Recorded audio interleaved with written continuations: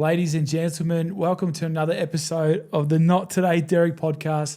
I'm your host, Wade Hobber, and always my commitment to you bringing real stories, inspirational stories. And my commitment has been, I don't think I've wavered from it yet. And today's no different. I have incredible guests, father of three, proud Yorta Yorta man from Cummeragunja, now showing up for his community and paving the way for community. I have Mr. Jarvis Atkinson. Doing, bro. How are you, brother? Good, brother. How are you? Good, thank you. Thanks for being on. Thanks for having me, bros. You know, it's an honour. And, you know, I consider it a privilege to be on your show. And, you know, I love what you do. And yeah, The honour's mine. The honour's mine. But to kick us off, I've got a question for you. Who is Jarvis Atkinson? wow. So that's a big one. You know, I guess at the moment, you know, Jarvis Atkinson is, you know, someone who, you know, tries really hard to show up for community. Has had a pretty rough life. You know, but today I guess Jarvis Atkinson is just someone that, you know, wants to show up and lead by example the best I can and, you know, and be a positive influence. For a very long time I'd call myself a negative influence in the wrong ways, you know, and now I've got my life straight and back on track. You know, I think it's really important that I try and be that positive influence and, you know, lead people the right way. Amen, brother. Amen. Yeah. So did you grow up on Cummera? Cummeragunja, Shepparton. You know, I lived on Cummeragunja when I was a little fella, but in Shepparton as well. So when I lived in Shepparton, it was always at Cummeragunja. So that's where that connection is. Yeah, 100%. That's all my family's from there. You know, my grandfather was born there. My mother went to school there, and yeah, so all my family's there. So tell me, what's it like growing up? Yeah, bro. Like, you know, I grew up in a pretty strong family. You know, I was raised by my grandparents at a young age. You know, I was surrounded by all these strong role models and strong football players, and they were hard workers. And you know, I was born an identical twin, so I was an identical twin. And my mother, you know, when she had me, my twin brother passed away at birth. So I think because the loss of my twin brother, it was pretty tough for my mum. You know, I really feel for my mother at that time, and I learned to understand, you know, what she was going through. Yeah. And so it was tough for her. So my grandparents had to take me on. And my mum was the only girl of 6 brothers. And so when I lived with my grandparents, I had my uncles living there too. So I grew up like basically like their little brother and nephew, you know. So, yeah. That's my biggest fear. I think it's the hardest thing a parent has to do is outlive their, have a child, you know, outlive their child. It's actually rattled me. You know, I can't get word. I'm not usually lost for words, but I'm just thinking that's my biggest fear. Yeah, bro. So like thinking about what your mother went through there. Well, what's that like growing up knowing that you had another Jarvis, another twin? Wow, bros, like I swear, like I always used to look at other families and, you know, my biological dad was never there. You know, he never showed up. And I always used to ask my mother when she'd come back from Melbourne. So she ended up meeting another partner, and she had my 3 sisters. And she lived in Melbourne, but we lived in Shepparton.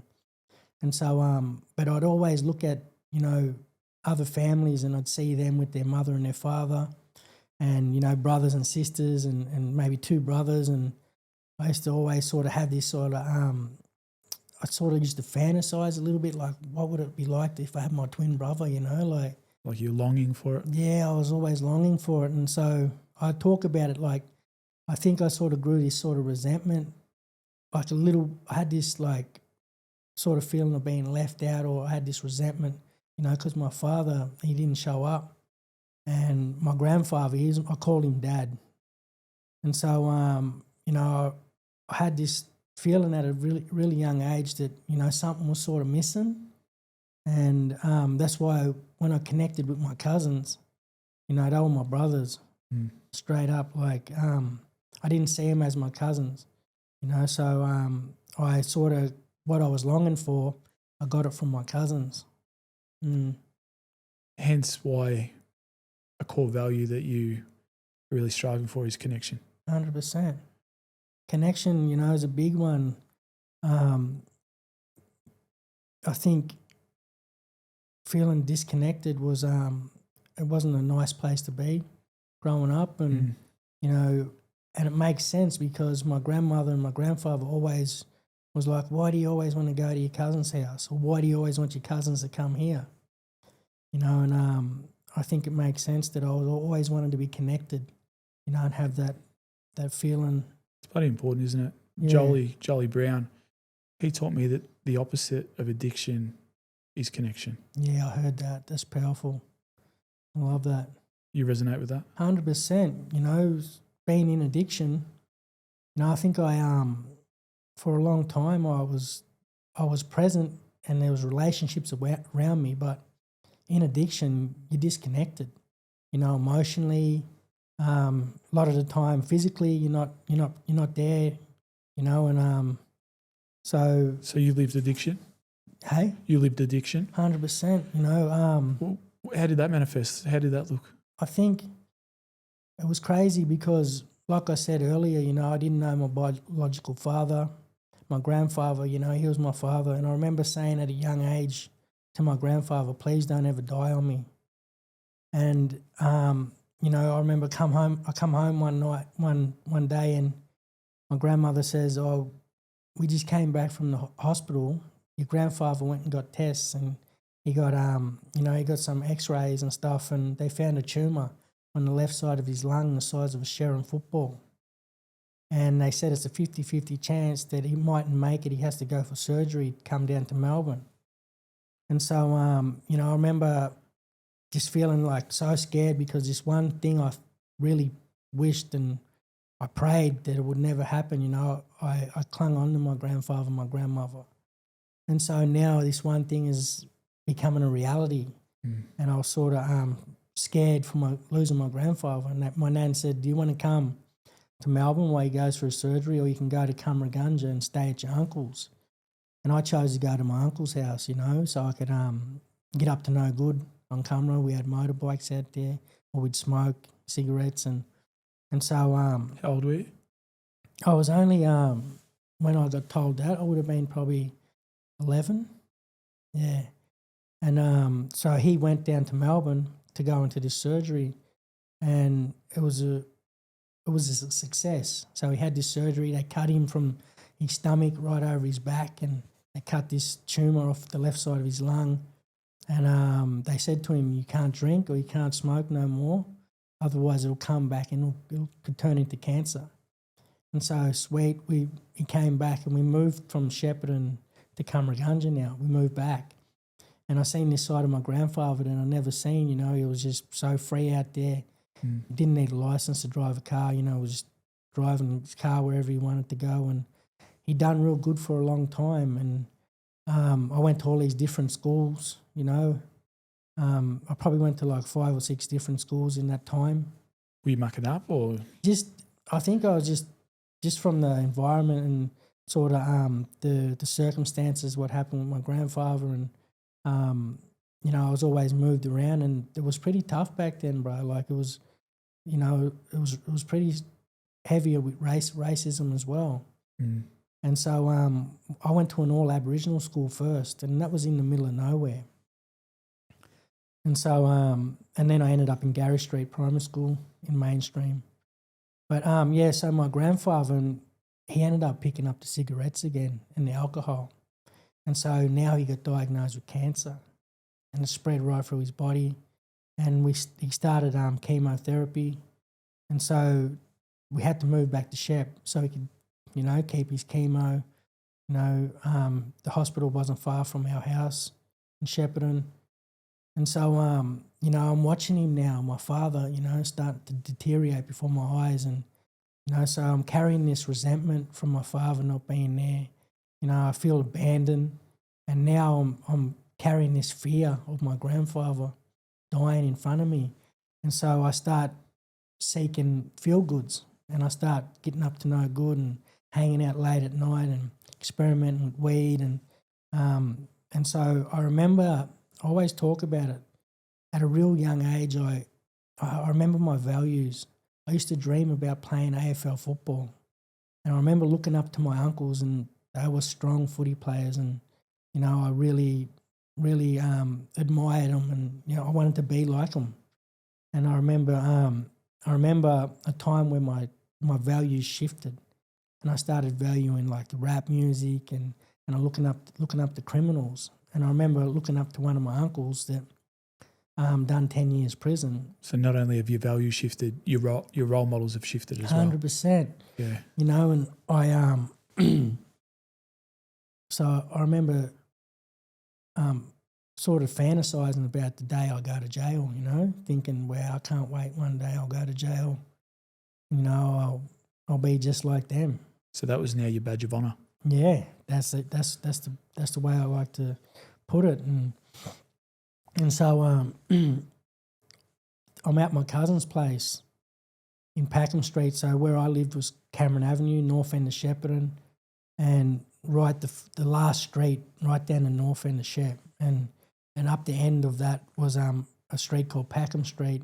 And then you got Olympic Avenue, and this is when they used to have these flats there. We used to call them the ghettos, and they were pretty crazy. You know, there was a lot of drugs and a lot of crime, and you know, a lot of people, you know, getting charged with serious crimes and that around that area.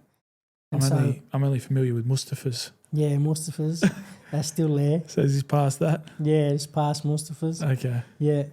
But yeah, so I used to go up to these ghettos and get up to no good. You know, I started stealing bikes, and that went from stealing bikes to stealing cars. And so I'm at my cousin's place this night, and I wake up like 3 o'clock in the morning, and I just knew something was wrong, bro, you know, and I woke my cousin up and I said, you have to let me out. You know, I got to go home. Something's not right. And intuition. I felt like real, just scared, but like something was about to happen, and all this anxiety was just, it woke me up out of my sleep, bro. You know, anxiety woke me up. And I'll never forget that night. And so I jump on my BMX and I ride down Packham Street, and I turn into Cameron Avenue. And as I turn into my street, like 2:30, 3 o'clock in the morning, everything just goes dark. And I remember just thinking about all the things I should be doing and what I shouldn't be doing. You know, I shouldn't be out stealing cars, and I shouldn't be out smoking weed, and I shouldn't be out drinking. My grandfather, you know, is at home going through chemotherapy, and he's lost all his hair. You know, he's really deteriorated now. He's in bad pain.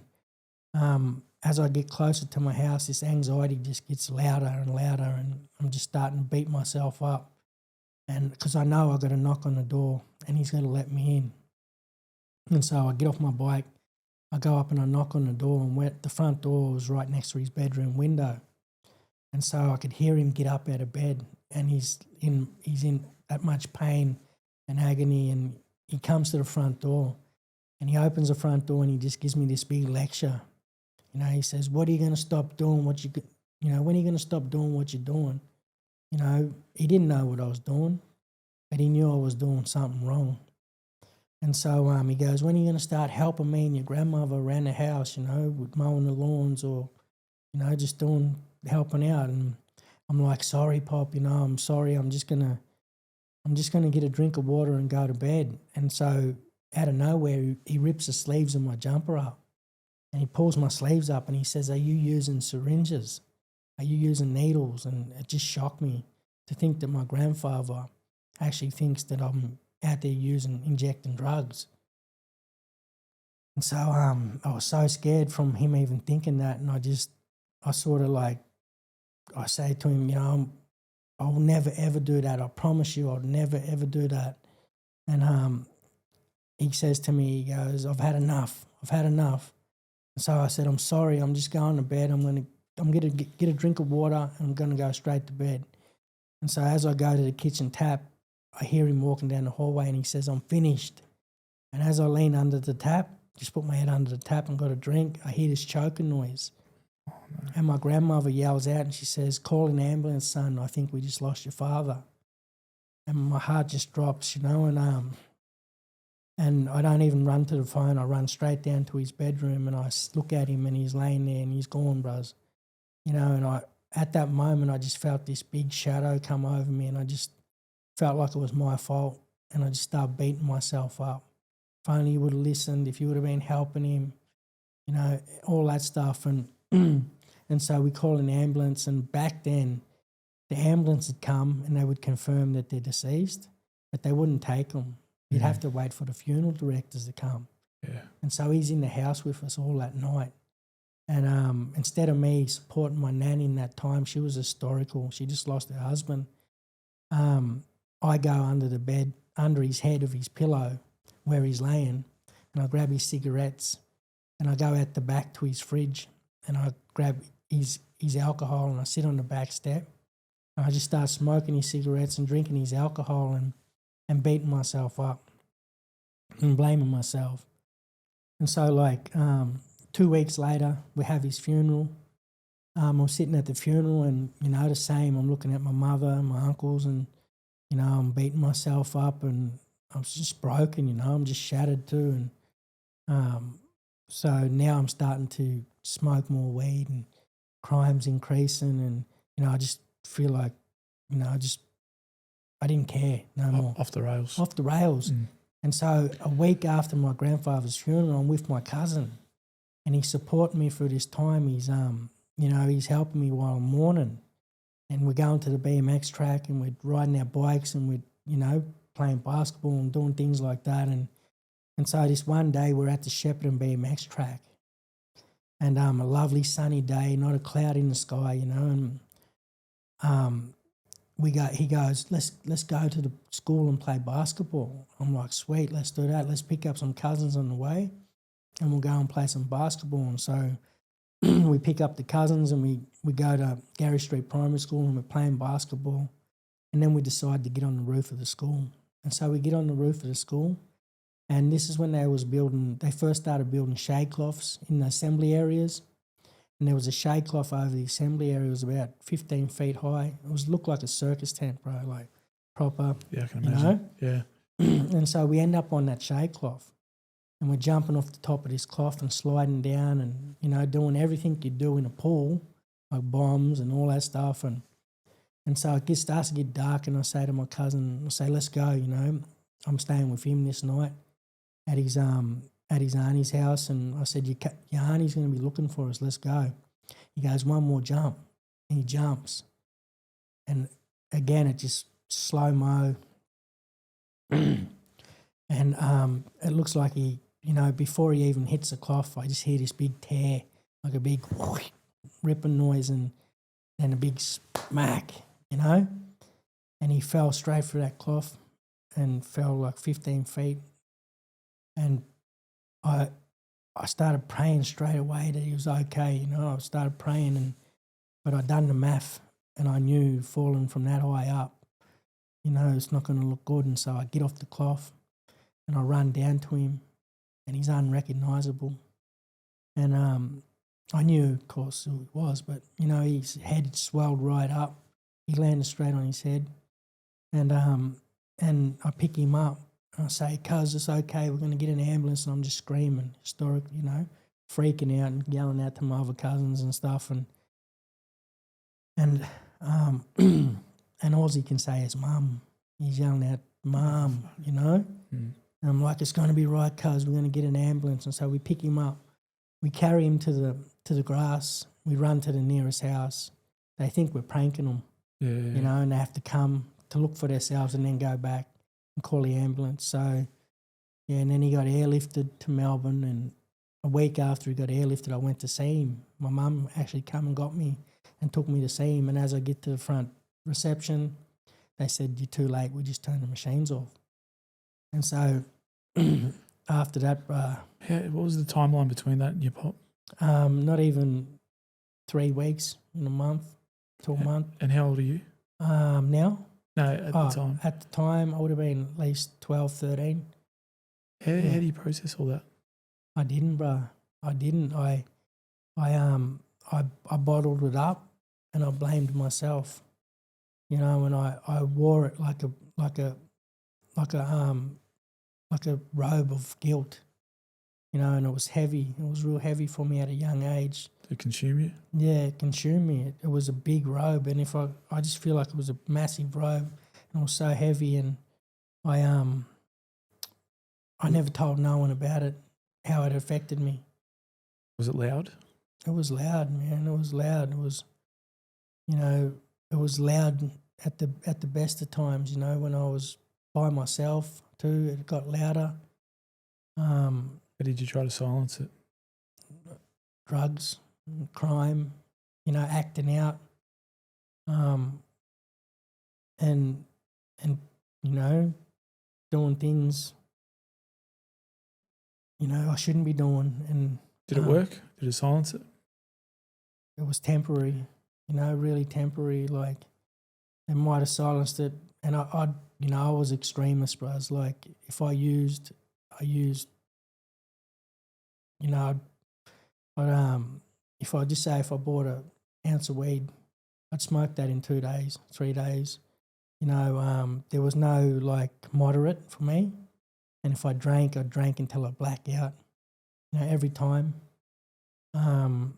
And so as my drug use got more and more, my tolerance grew and grew.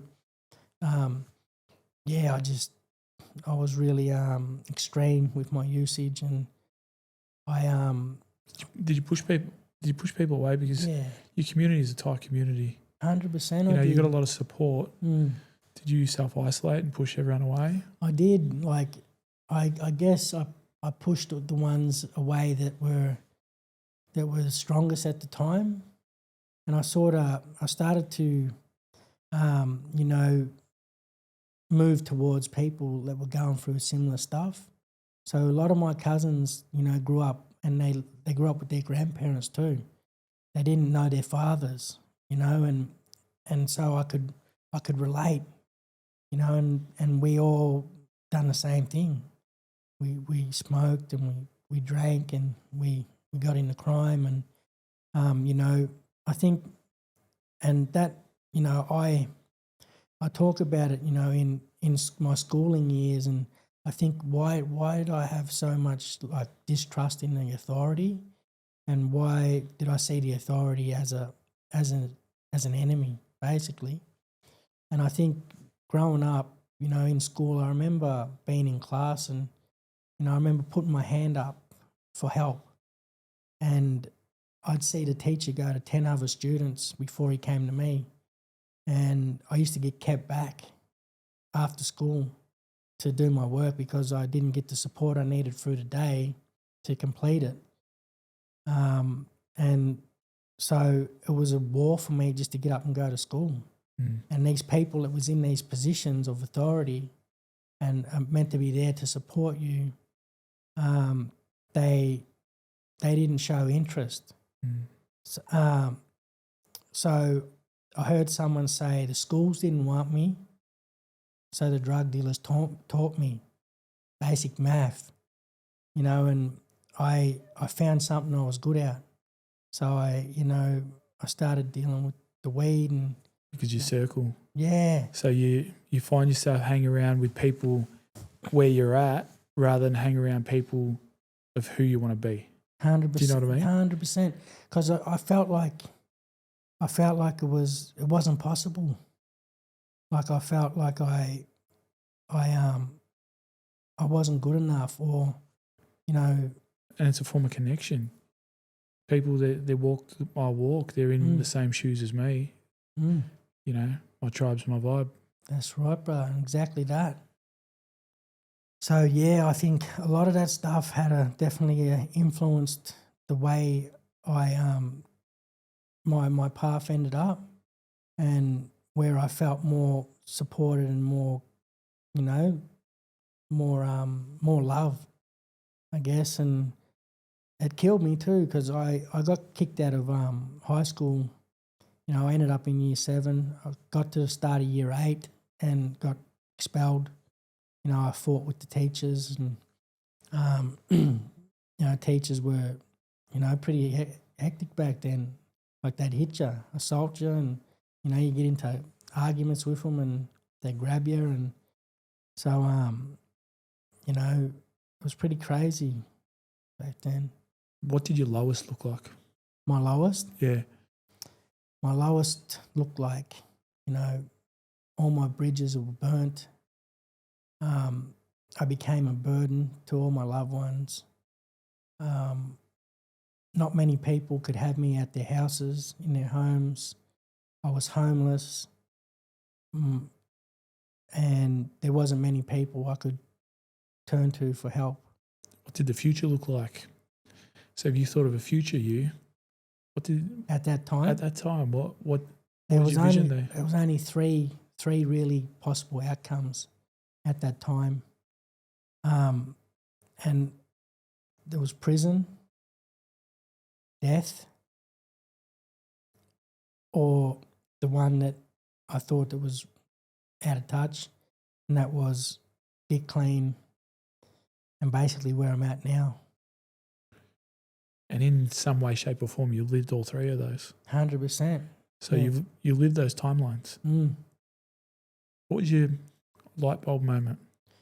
My light bulb moment, I guess, Where were you at first? I was in the cells. Can you remember it? Yeah, 100%. Can you I was remember in the what it Shepparton smelt like? cells. Can you remember the day, Yeah. time of day? Yeah, I was, Paint a picture for us. yeah, sweet. So I was in the Shepparton cells, and by this time, I'd had 16 corrections orders. I breached every single one of them. I'd overdosed probably like at least 10 times or more. Can't count. I'd been in a coma for 48 hours whilst in police custody, and were told that I wasn't going to make it. I'd been homeless on the streets.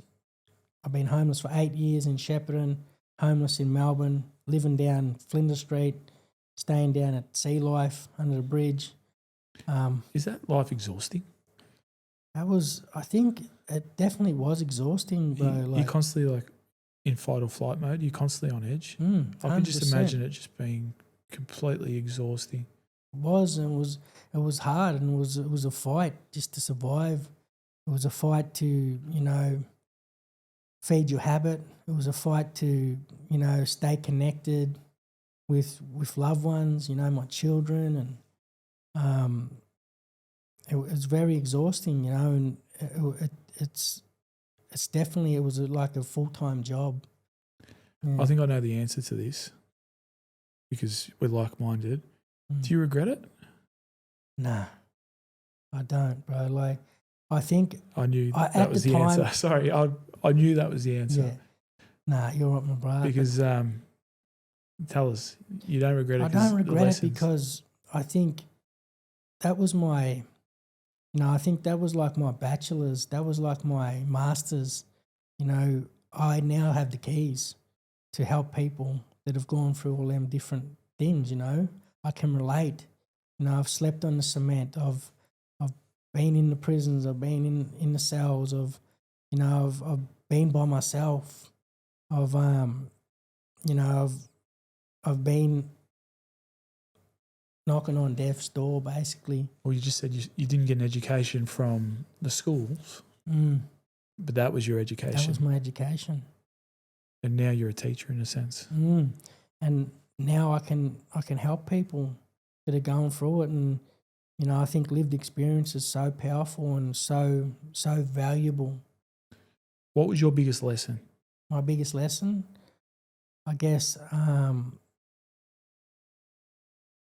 my biggest lesson is there comes a time in life where you're going to be by yourself, and as much as your loved ones love you, but there will be a time where you will have to do it by yourself. So you learned to have faith and trust in yourself because you could stand on your own 2 feet. 100%, but I have to give the credit to God, bros, as well. Amen. Amen. Because, I wouldn't be where I am today if it wasn't for God. The last time I overdosed, I woke up in the St. Vincent's Hospital, and I had all these tubes hanging out of me, and I had IV, had drips, and had all the heart monitors, and I looked down at my name tag and it says unknown. and it just scared me, like blew me away. Like I was like, unknown, what? I looked at the date of birth and it was like 1608. I was like, what? What's going on? And I looking around and looking at the nurses and security guards standing right there, guarding me. And so I remember asking God, I said, why do you keep waking me up? Why do you keep giving me these second chances? And he says to me, I'm not finished with you yet. And I was like, what's that mean? And so I asked the nurse, I said, how did I get here? She said, you were found face down on the train tracks at Flinders Street Station, unresponsive. And so as soon as she turns her back, I just pull a drip, pull all the stuff out, catheter, and I just walk out of there in the robe and walk straight back and seek out the drugs. That's how strong they was over me. Had a big pull over you. Had a big pull over me. And so, all them things, that's why I don't regret it, because all them things were weight to help me make the right decision. Because someone said to me, they said, right, change comes when the pain of changing is not as great as remaining the same. Does that make sense? Yeah. So it was more painful in remaining the same than it was to go do 3 years in rehab. Well, that's why I asked before. Was it tiring? It was tiring. So fighting, like not knowing where your next meal's coming from, not having stable accommodation, 100%. not knowing who was going to, prowl up on you in the middle of the night. 100%. All these things would be way more difficult. It was than crazy because, exactly that. Like, it wasn't safe on the streets of Melbourne either. Like, we was connected, and I was connected with probably like 20 other homeless guys. And if you look up homelessness, Flinders Street 2017, you'll see how many of us were sleeping on the footpath right outside Flinders. There was about 100 of us. How long was that your lifestyle?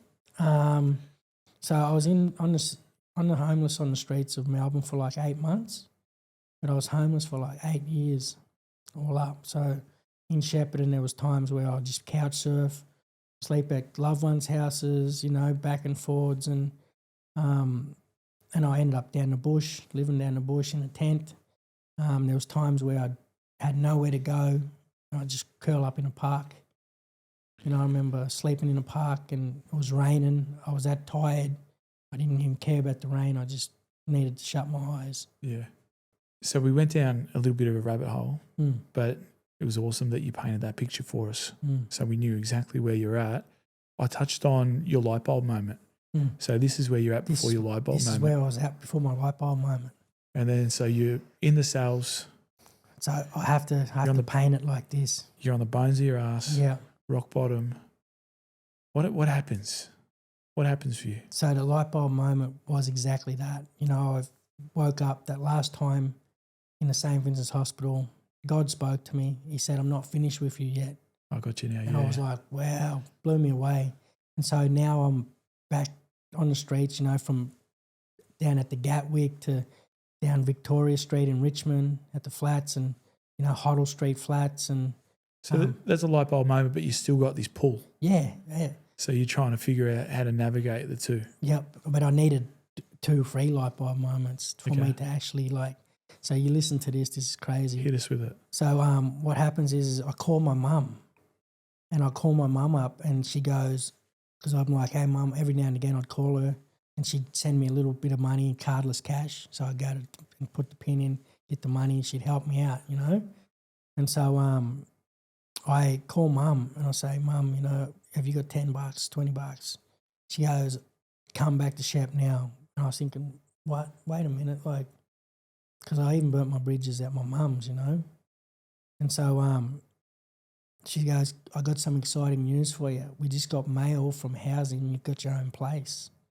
I'm like, what? I'm like, yes.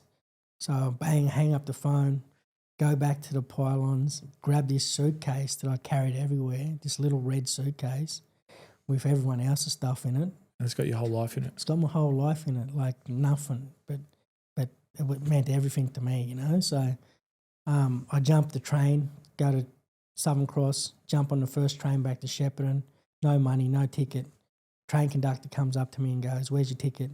And I said, "Look, I just basically escaped death. I'm going back to Shep.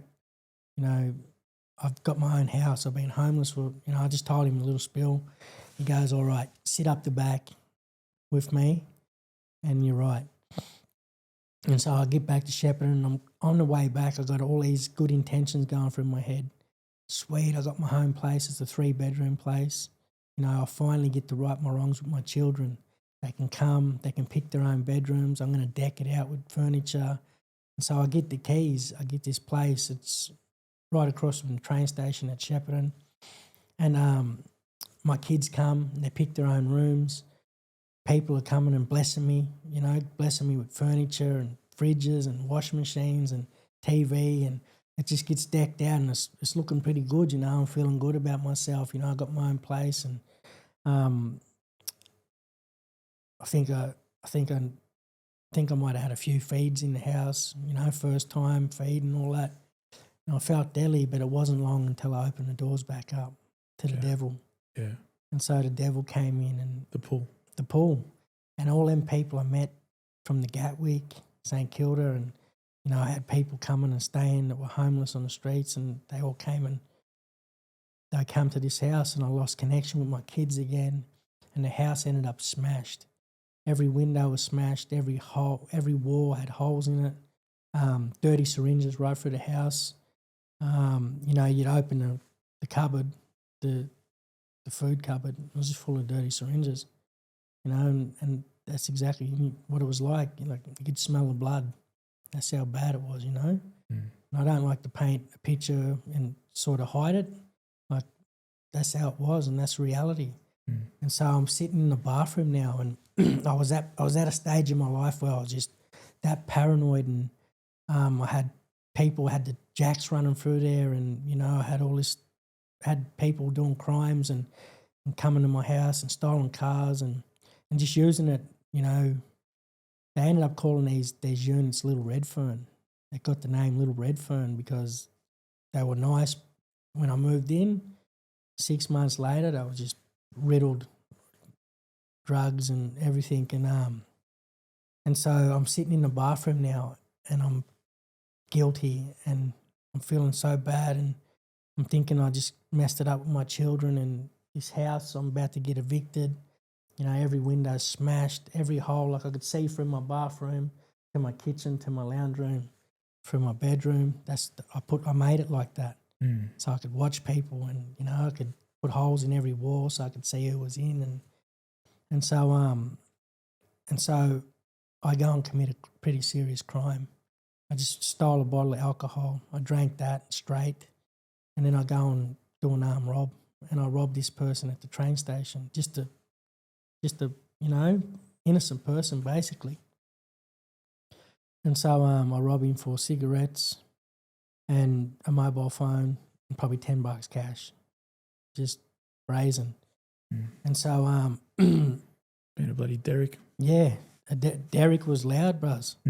Derek was loud, and Derek was driving the car that day and all the time then, and so now I'm on the run again, and I'm on the run from the police, and I end up getting, I'm getting a lift with someone, and the cops pull them over, and I get locked up, and now I'm in a Shepparton cells for my second armed rob, and I'm looking at, I'm charged with stolen cars as well.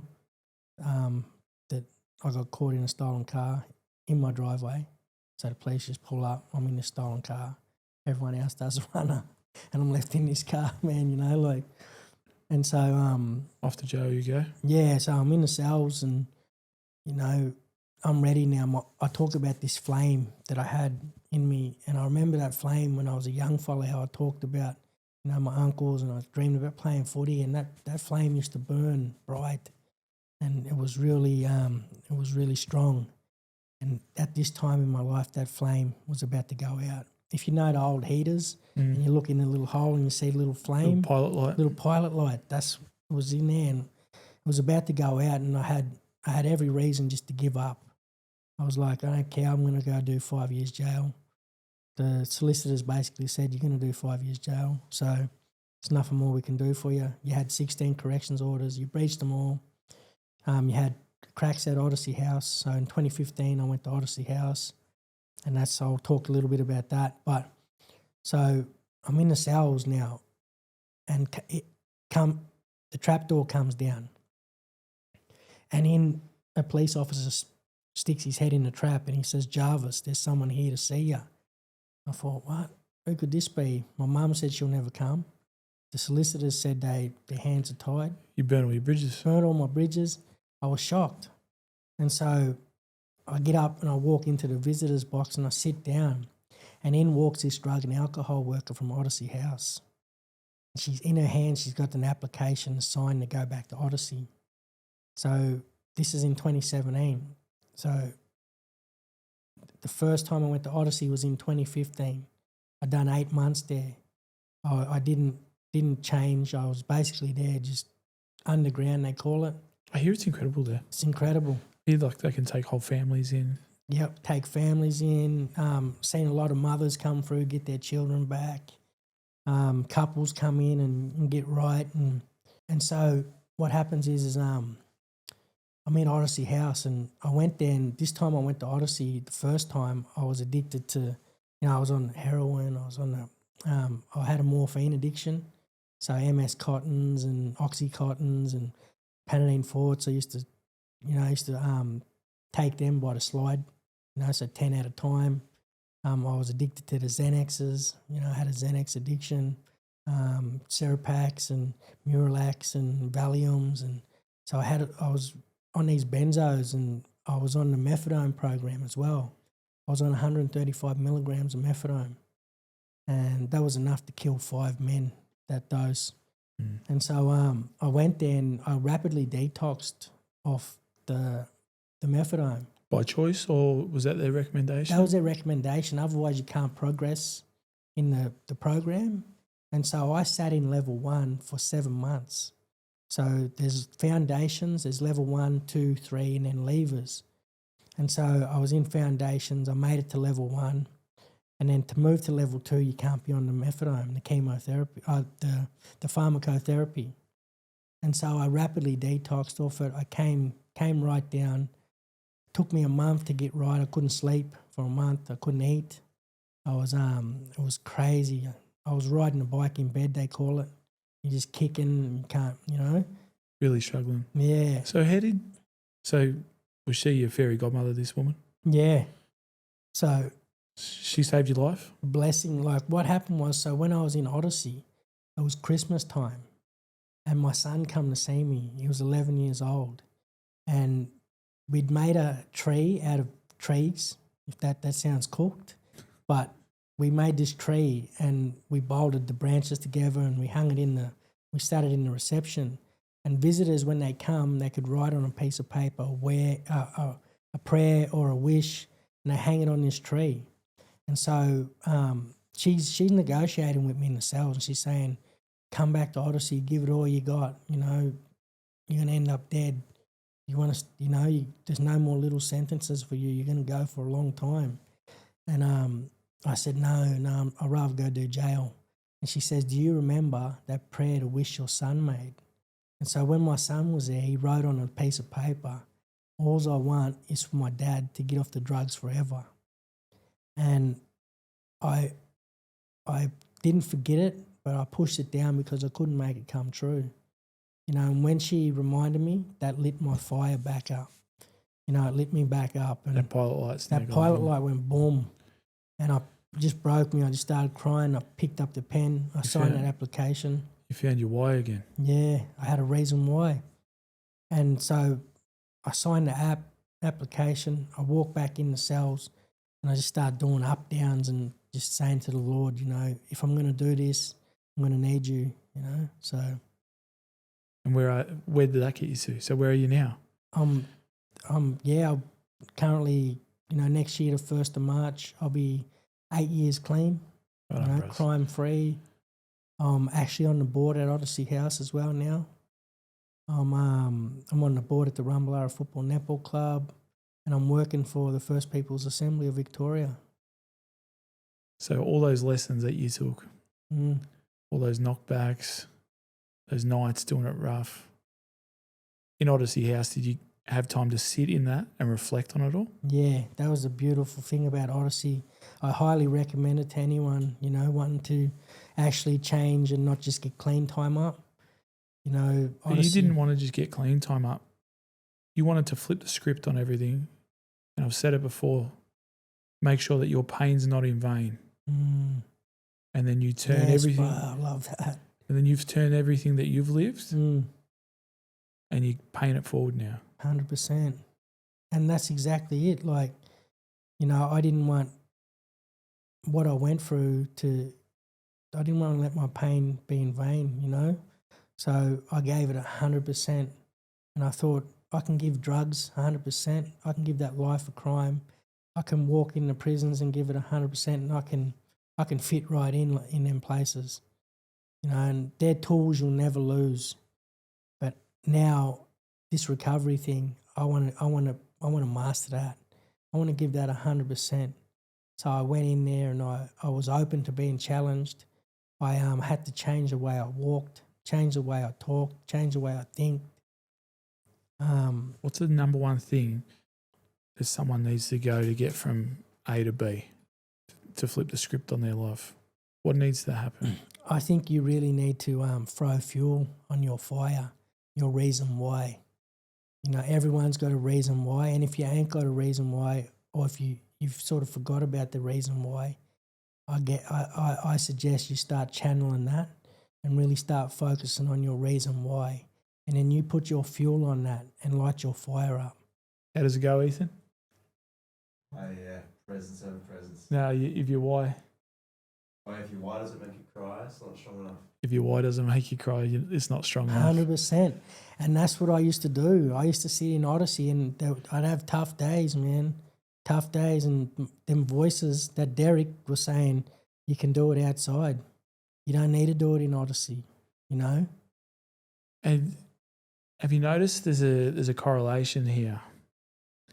You burn when you're in your peak Derek state, you're burning bridges. Mm. You burn bridges, you're isolated, right? Because the opposite of connection is addiction. 100%. And you've got that disconnect, yeah? Yeah. So when you're in peak Derek state, you're isolated. Mm. But your network's greater than ever. Oh, so powerful. Because teamwork makes the dream work, doesn't it? 100%. Some of the strongest networks I have today, and, you know, at times they were stronger than they are today, but, you know, in Odyssey, we were tight, and there was like 20 of us that graduated at the same time, and we all just fed each other positive stuff and challenged each other. You know, we held each other to account, and then I learned about self-accountability, you know, doing the things that when no one's looking, how important it is to do that stuff. And so, but the networks I have today are really powerful, and I see a lot of people from my past as well, and I do stop and I do say hello to them, or I'll give the odd one a lift here and there. I got love for them. They're my family. A lot of them are family members. A lot of them are still in it. But I know when it's time to... And it's important not to forget where you come from as well. 100%. I'll never forget where I come from. And I got a saying, it says, the only time you should be looking down on somebody is when you're helping them up. I love that. So if you've got the ability to look down on someone, you've got the ability to put your hand out and help them up. Yeah. You got a time machine, right? What do you do for 15-year-old Jarvis to prevent him from going down that road? I think 15-year-old Jarvis would just need a good hug to start with. He'd need a good hug, and he'd need to be listened to and to be understood and to be guided emotionally. Are you doing that now? Yeah, 100%. And the best I can, you know, I try and be there emotionally. for people, and I think it's a big one for me is I listen to understand versus listening to respond, because all of us, we all want to save someone and we all want to have the answers, but sometimes we just need to sit back and listen, and that's all people want sometimes, is to be heard. Well, a lot of people hear you, Mm. but not everyone listens to you. Yeah, There's a difference between hearing and listening. 100%. I'll reframe my question about the hug. Mm. Are you hugging Jarvis now?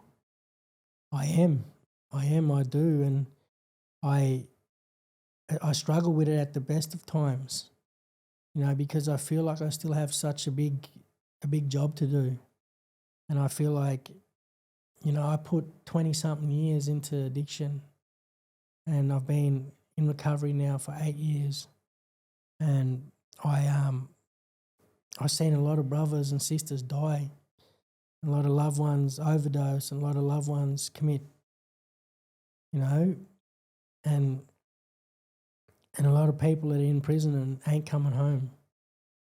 And I don't want to reward myself too much, I think, but I do give myself a pat on the back, and it blows me away exactly how far I come, but I have to give all the glory to God. I can't, it overrides everything. Mm. Yeah. I understand the windshield's so much bigger than the rear view, Yeah, but it's good to reflect sometimes, it is. because otherwise we're constantly chasing the destination, Mm. where the beauty's in the journey, brother. Wow. And that's what I'm trying to do, is seize the moment, bro. Exactly. So you've I got to wanna give yourself seize a lot that of credit. moment. Yeah. Give yourself a lot of credit. And Now, yeah. on that, you're paying it forward in spades. You've got a big dream, a big mission for out on Cummeragunja. True? Mm. Tell me about that. The project I've got. Yeah. So I'm currently I'm doing a program back in Shepparton called the Fairleys Leadership Program.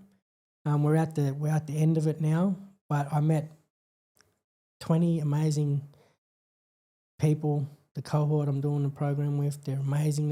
They're from all parts of community, all different nationalities. And the first day we met, I got the picture project, and my project is the restoration of the basketball court and the playground at Cummeragunja. Cummeragunja is where I grew up. I learned how to play basketball out there. It was basically a dirt court when we played basketball out there. And so I knew how important it was to have a reason why to dream at Cummera, and how I looked up to my cousins because they were so good at basketball. And shout out to Paulie Edwards, my big brother. I love him. He taught me everything to do with basketball, and I think today there is a playground there, and there is a basketball court, but it's been flooded there many a time since I was. It hasn't changed since I was little, and so my project is that. And when I pitched it, 12 of my cohort put their hand up and said, "We will help you. We'll back you." And so we've got some momentum in that project now, where we picked an architect, a landscaping architect. We're about to get a design. So we met with community. We asked them what they want in it, what they want it to look like, and we give that to the architect designers, and they will design this area. So it'll have a fire pit, it'll have a playground, hopefully with a shelter. We want a shelter. And the basketball court will be double end, and it'll have artwork, and basically my motivation is I want to see them kids' faces, because I know what that would have meant for me if that happened to us when we were younger, and just that would help them dream and believe and have confidence in where they're at. Are you now the role model young Jarvis needed? 100%. Yeah, that's exactly, like, that just blows me away you said that, bro. I think I definitely, as a young fella, I would have looked up to me. I would have been able to talk to me and not be judged, and I would have been able to get some real good advice off me. And And at the times I would have been able to ask me to show up. And yeah. And that's your motto now. 100%. Showing up. That's it. I've got to show up now. What's your one bit of advice for anyone that's really struggling with whatever they're going through, whether it's addiction or whether it's their dairy consuming them? Actually, I'll reframe it. What's your one bit of advice for someone whose flame is barely flickering? Yeah, I say it again, and I'll keep saying it. You know, we've all got a flame inside of us, and some of our flames are a lot littler than others, I think, but we can all get fuel to throw on that flame. And I guess, you know, it's not hard. It is hard, sorry, I'll reframe myself. It's tough at times to get the flame, to get the fuel you need to throw on that fire. But if we put enough energy into it, we'll find the reasons why. And now you're the spark. 100%. I saw this one day, you know, those big lighters. Yeah. A big lighter was left out in the rain. Imagine it's homelessness. Left outside, no shelter, been thrown around, you know. And you go light that big lighter and it's just sparking, but nothing's happening. It's just the flint's just going, right? But then you press the little red part, you know, the gas part, and you get another lighter and you spark it and then bang. Yeah. You got two flames. Yeah, bruh. All it needed was someone else's spark. That's you know? it. And now you're the spark for other people. Wow. Do you know that? Do you know you're that for others? I do feel that, bruh. I do feel it and I do see it. And I remember as a young fella, you know, I'd be talking with my cousins and I'd wonder why they would always look to me for the final answer, or they would value what I had to say. And I have that effect these days too. I feel like I'm definitely a leader and a role model, and I spark people. People attract to me, you know, and it's a gift. Yeah. What's your biggest mission coming up? What does the next 12 months look like for Jarvis? I think right now I'm doing some content. You know, I'm doing the content stuff. I want to just touch so many people. I want to reach so many people, but I want to lift up so many people. I know that everyone's got a powerful story. Everyone's got a strength. Everyone is really, really good at what they do. And I guess I just want to highlight that for a lot of people. And you're doing that in the prisons, aren't you? Yeah. You speak at a lot of prisons. Yep. I'm going in prisons, and, you know, these prison visits have been definitely an eye-opener. And I have to say, like, when I was in MRC prison before getting bailed to Odyssey House the last time, God told me that too, that he'll bring me back through them sides of the doors. And, you know, I've been into every prison I've been locked up in. I was back in Scarborough North, Port Phillip, you know, standing in there telling this same story I am telling now to the men in there, and the bed I used to sleep in was just up above me, and I'm standing in the unit. You know, I'm not doing boxies. Like, I'm going into these places and I'm telling my story and I'm inspiring people, and you know, so yeah, I guess yeah. You're the lighthouse now. Yeah. I'll back you 110%. I'll support your mission. Thanks, brother. And this story today, Ethan, do you reckon this is the quietest I've been? Oh, mate, I was going to say, you haven't said much, but haven't had to. This is the quietest I've been because I just wanted to give you the space to tell your story, and it's one of overwhelming resilience. Wow.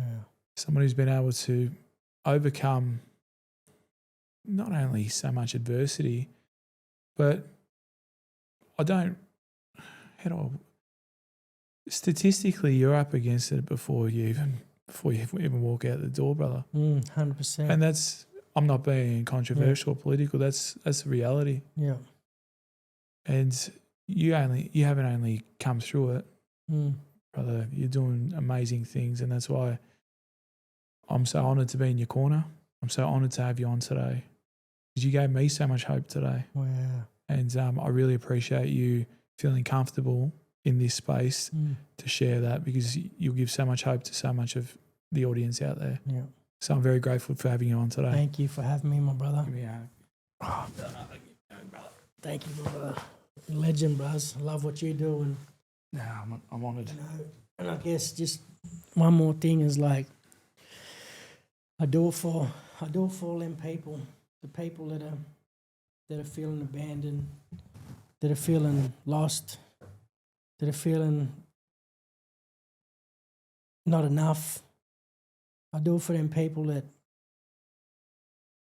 are struggling to dream.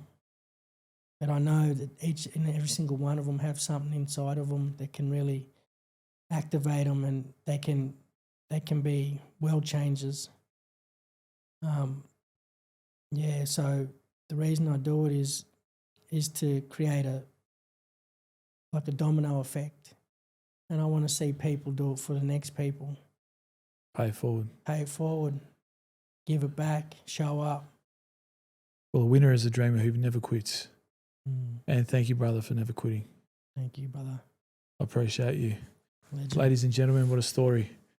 It's Jarvis Atkinson. I'll pop all his socials in. Please follow him. Please share him. And please support him on his journey. It doesn't cost anything. To watch this, it's free. But more importantly, to share something, leave a comment, leave a like or a follow, it doesn't cost a cent. It might cost you five seconds of your day. So if you really resonated with today's story and you really liked it, drop a comment, share and follow for Jarvis or myself. It goes a long way. And you never know, by sharing something, you never know who that falls upon that really needs to see it. So thank you for tuning in to the Not Today Derek podcast. You have Wade Hobber and Jarvis Atkinson. AKA Chainbreaker. AKA Chainbreaker. Thank you, brother. Thank you, brother. Till next time. Yes.